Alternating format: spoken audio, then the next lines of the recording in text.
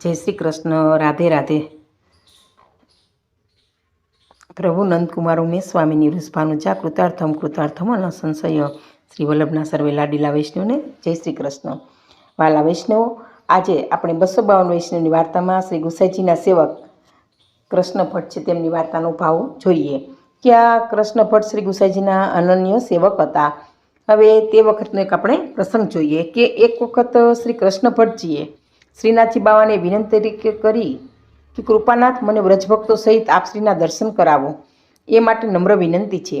ત્યારે શ્રીજી બાવાએ શ્રી કૃષ્ણ ભટ્ટજીને કહ્યું કે ભટ્ટજી, એ દર્શન તો ત્યારે જ થાય કે વૈષ્ણવનો દેહ અલૌકિક અને આંખો દિવ્ય બને। હવે આ દેહથી ક્યારેય દર્શન ન થઈ શકે।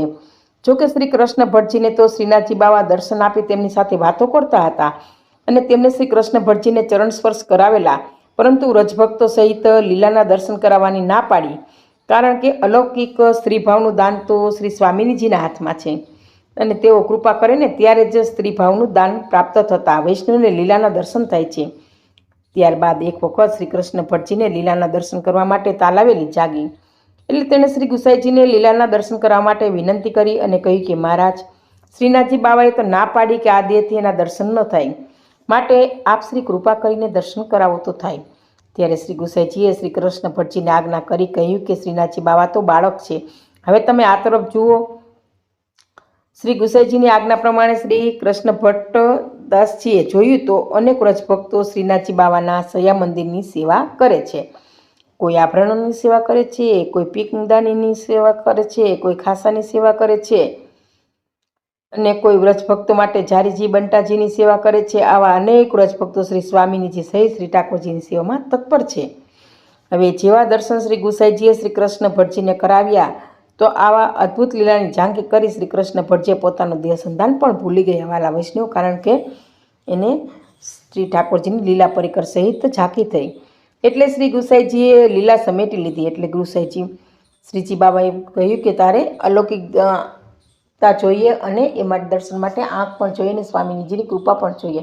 તો શ્રી ગુસાઈજીએ સેવકના બધી સગવડ કરી આપીએ અને કૃષ્ણ ભટ્ટને આ લીલા પરિકર સહિત દર્શન કરાવ્યા તો એકદમ લીલાનું દર્શન કરતાં કરતાં કૃષ્ણ ભટ્ટ તો ભાવાવેશ થઈ ગયા, દેહ સંધાન ભૂલી ગયા, એટલે તરત જ શ્રી ગુસાઈજીએ આ લીલા વાલા વૈષ્ણવ સમેટી લીધી। અહીં આ પ્રસંગ પરથી જાણવા મળે છે કે શ્રી ગુસાઈજી શ્રી સ્વામિનીજી રૂપ જ છે।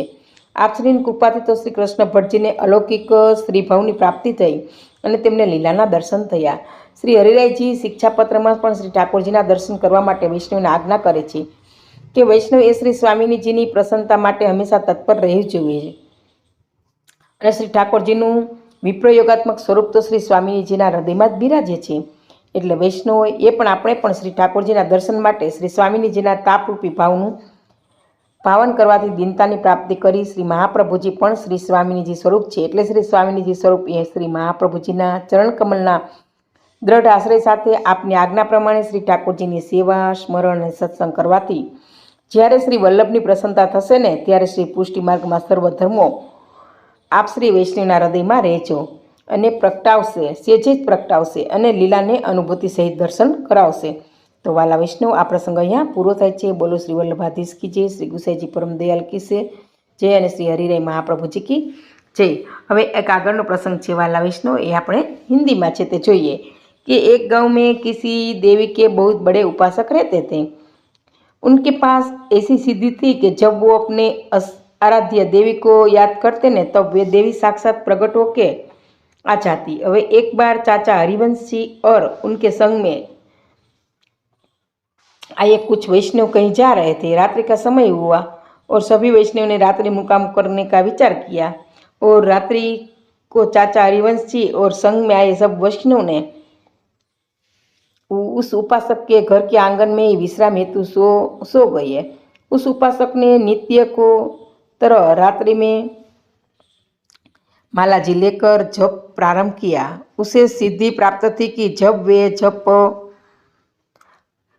प्रारंभ करता तब उसकी आराध्य देवी प्रकट हो जाती। अने उपासक ने पूरी रात्रि जप किया लेकिन उसकी आराध्य देवी प्रकट नहीं हुई। उपासक का मन तो आकुल व्याकुल हो गया और खूब विचार करने लगे कि आज मेरी साधना में कोई भूल हो गई है, मुझसे कोई अपराध हो गया है, आज पूरी रात्रि जप किए फिर भी देवी जी क्यों प्रकट नहीं हुई है। ऐसे मन में खूब ज विचार करने लगा। सुबह होते ही उपासक ने उनकी आराध्य देवी का नाम लिया। नाम लेती तुरंत ज आराध्य देवी सामने आ गई और चलते हुए उपासक के घर आई और उपासक ने देवी से पूछा कि मैंने पूरी रात जप किए फिर भी आप नहीं पधारे और सुबह नाम लेते ही आप पधारे, आप रात्रि को क्यों नहीं पधारे। तब उस उपासक की आराध्य देवी ने कहा, मैं रात्रि को आई थी लेकिन तुम्हारे घर के अंदर नहीं जा सकती, क्योंकि उस देवी ने कहा कि जब मैं तुम्हारे घर आंगन में आई तो तब मैंने देखा कि यहाँ तो वैष्णव विश्राम कर रहे हैं। वैष्णव को देखकर मुझे लगा कि मैं तो प्रभु की माया हूँ, लेकिन ये वैष्णव तो जिनके रोम रोम में प्रभु विराजते हैं, जिनके पीछे पीछे प्रभु दौड़ते हैं, जब ऐसे वैष्णव विश्राम करते हैं तब उस वैष्णव को अलंकार में तुम्हारे घर में कैसी आती। देखो बाला वैष्णव कि वैष्णव का कितना प्रताप है कि देवी कुछ ऐसे बोली कि वैष्णव को अलंकार में नहीं जा सकती। उपासक ने देवी से पूछा, फिर आपने पूरी रात्रि क्या किया। तब देवी ने कहा कि जिन वैष्णव की टहल के लिए देवता भी तरसते हैं न, ऐसे वैष्णव की सेवा मुझे सुलभ हो गई। और कल रात्रि को मैंने गर्मी बहुत थी ने तो पूरी रात खड़ी खड़ी इन वैष्णव के सुख के लिए पंखे की सेवा कर रही थी। उपासक ने देवी से आश्चर्य होकर पूछा कि ये वैष्णव आपसे बड़े हैं क्या, जो आप इनके पंखे की सेवा दे रहे थे। तब देवी ने उपासक से कहा कि जिनके रोम रोम में प्रभु हो, जिनके आधीन श्री प्रभु हो गए हैं, ऐसे वैष्णव में बड़ी हो ही नहीं सकती मैं तो। उपासक ने देवी से पूछा, ये सारे वैष्णव कहाँ हैं। तब देवी ने कहा, अभी वे ज़्यादा दूर नहीं गए हो, तुम दौड़ते दौड़ते जाओ, तुम्हें गांव के बाहर ही मिल जाएंगे। उपासक दौड़ते दौड़ते चाचा हरिवंशी के पास पहुंचा और विनती करी कि मुझे वैष्णव होना है, कृपा कर मुझे शरण में ले लीजिए। चाचा हरिवंश जी ने कहा कि तुम्हें शरण तो हमारे से गुरु गुसाई जी लेंगे। उस उपासक की आतुरता देखकर चाचा हरिवंश जी ने उसे श्री गुसाई जी का आशीर्वाद उपरना पधराया। श्री गुसाई जी का आशीर्वाद उपरना लेके उपासक अपने घर आया और उस अपने को एक खूटे पर उसने पधार दिया। उस दिन उपासक के यहाँ उनसे मिलने हेतु खूब मेहमान आए हुए थे। जब उपासक जप करने बैठा तब हवा के झोंके के साथ खूटे पर पधराया हुआ उपरना उपासक के गले में आ गया। उपासक के गले पर उपरना लाते ही उस घर में आए हुए मेहमान प्रभु की तरह दिखाने लगे। उसे खूब आश्चर्य हुआ। जब उसने उपरना निकाला तो उसे सभी मनुष्य की तरह दिखने लगा। वाला वैष्णव देखो कितनी प्रभु की माया है कि जो सामान्य मनुष्य थे वो भी उपरना उठने से वो सब प्रभु जैसे दिखने लगा और जैसे उपरना निकाला वो मनुष्य की तरह दिखने लगा। तो उपासक तब उपरना उठकर गांव में निकला तो उसे पूरे गांव में प्रभु ही दिखने लगे, कोई मनुष्य दिखे ही नहीं। जब उपासक गांव में थोड़ी दूर पर गया तो उसे दो मनुष्य दिखे। उपासक ने दो मनुष्य से पूछा, आप कौन हो।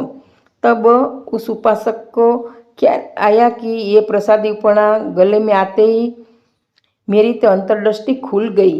जो जीव खाना पीना है वो अपना जीवन मानते हैं, ऐसे जीव उसे पशु जैसे दिखने लगे और जो जीव सेवा सत्संग स्मरण करता था वो मनुष्य जैसे दिखने लगे। श्री गुसाई जी के ऐसे जीवों को कोटि कोटि बंदन। श्री गुसाई जी परम दयाल की जय। दासानुदास श्री पुष्टि रसदासी की सर्व वैष्णव को जय श्री कृष्ण। ये दोनों प्रसंग कहने में मेरी कोई शक्ति रह गई हो तो वाला वैष्णव मुझे क्षमा करना। सभी वाला वैष्णव को जय श्री कृष्ण, जय श्री कृष्ण।